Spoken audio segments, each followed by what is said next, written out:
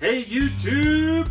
Matt here with Mtn Fireplace. Hey, today we're going to be installing a builder grade 36-inch gas fireplace. So this is a B36 by Napoleon direct vent gas burning fireplace.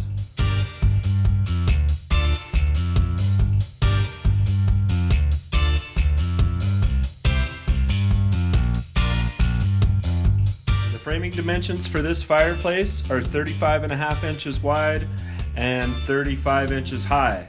So here we needed to trim it out about 3/4 of an inch on each side to make the fireplace fit nice and snug. Now this is a zero clearance fireplace, meaning there's no clearance on the floor.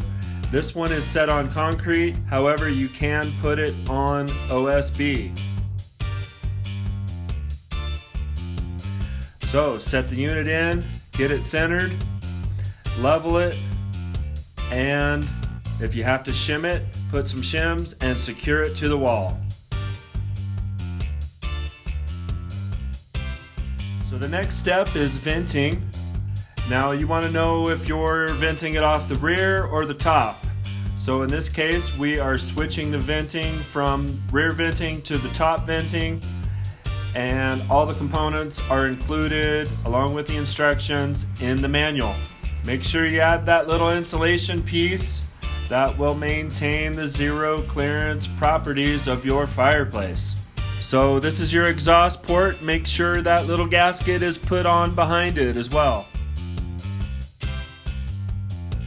So measuring for venting, we've got roughly 5 feet high and about 7 feet of horizontal. So you're about 12 feet total and about another foot for your elbow for the 90-degree bend, giving you about 13 feet. So we've got a 5-footer and a 10-footer that we're going to connect.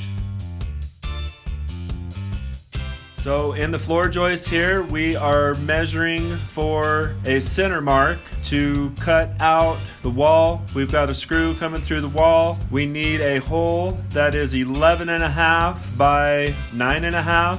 And here we're cutting the stucco using a masonry blade. You don't have to cut it too deep, just enough to pry the stucco off. Using a reciprocating saw to cut the wood, get a nice clean cut in all the corners, and this is giving you the clearance you need for the venting. So here we're stretching out our flex venting. This is a 10-foot piece, and then we also have a 5-foot piece. So stretch the inner and then stretch the outer, and then you want to leave the inner piece a little bit longer to be able to connect. Connecting the pipe, we have our connector pieces. They're two male ends. We use the mill pack to silicone it or seal it and screw it together and tape it. Do the same thing with the termination cap. You want to get the sealer on the inside pipe, that's the 4-inch exhaust. Screw it with self-drilling screws and then put the outer piece on. Now we're gonna slide the flex in through the hole, coming through the floor joist and down onto the fireplace. All right, attaching the cap, real easy. Get it level, make sure you have your clearance, and screw it to the wall. Same thing on the venting on the inside. Use the mill pack to seal the inside and then put the outer piece on. Maintain a 1-inch clearance on the bottom, and we need a 3-inch clearance from the top when we're going horizontal. So this is why we're putting the straps in place to hold that 3 inches on the top clearance and 1 inch from the bottom. This is our sheet metal fire stop that goes in the very top portion, the 8-foot level. This prevents any airflow from going up or down, causing a chimney effect.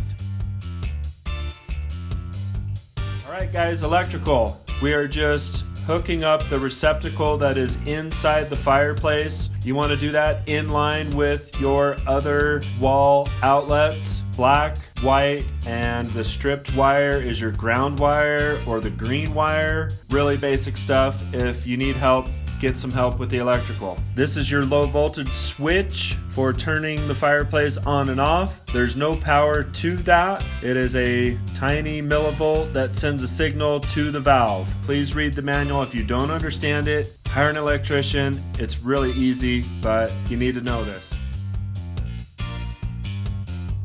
After hooking up the power, now you can also install your blower. There are a few switches and also a rheostat, which is your dial to turn the blower speed up and down. The blower attaches to the side of the fireplace on the left, just behind the outlet.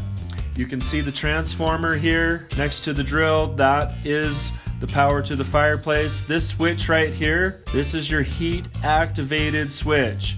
So it only turns on when it's hot, allowing the blower to not blow cold air. And here is your rheostat dial. We're gonna get that hooked up to the bracket and attach it to the front of the fireplace. The little dial is the rheostat that turns the fan speed on and off. The silver switch right above it, that will turn your pilot light on or off. I recommend turning the pilot on in the winter time to preheat your exhaust system. There's your dial for the rheostat. The snap disc, that is the heat activated switch that attaches underneath. Make sure all of the wires are out of the way so the blower fan does not rub on the wires. Alright, another disclaimer, the gas line. If you don't know what you're doing with a gas line, please get professional help. So here we are taking this leg off, and we're gonna add a T and run a 1/2 inch flex line all the way to the fireplace. The valve that comes with the fireplace with the little red knob on off, we're going to connect that to our gas line. And also we want to bleed out any air that's in the line. We ran about 50 feet. This is an unfinished basement. Run it through the floor joists and secure it where you need to secure it, making sure there's no kinks, that your gas is going to flow freely, and no leaks. Get everything tight. Use plenty of pipe dope, and make sure you know how to put the connectors on your flex. Now, in a lot of states you have to be certified to be able to do this installation. Home Depot and Lowe's does sell their own brand of flex line for gas pipe. You can also use black hard pipe. Do not use galvanized fittings. This will flake off and it will eventually plug up your valve in the fireplace and it will ruin your fireplace. So only use black pipe or stainless steel flex.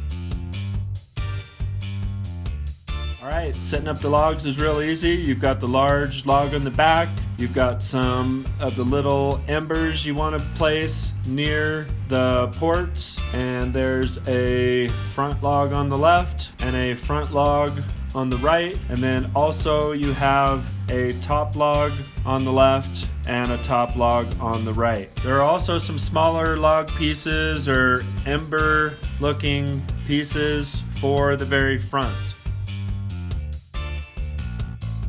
Once you've got your logs and embers in place, now you can put the glass on the front of the fireplace. So putting the glass on, you've got 4 little spring-loaded clips, 2 on the top, 2 on the bottom. Make sure everyone is secure.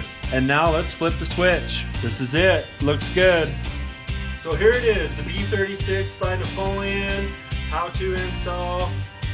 This is a zero clearance, direct vent, gas fireplace. If you got something out of it, give us a thumbs up, make a comment, and any questions, we'll answer them. Thanks so much for watching.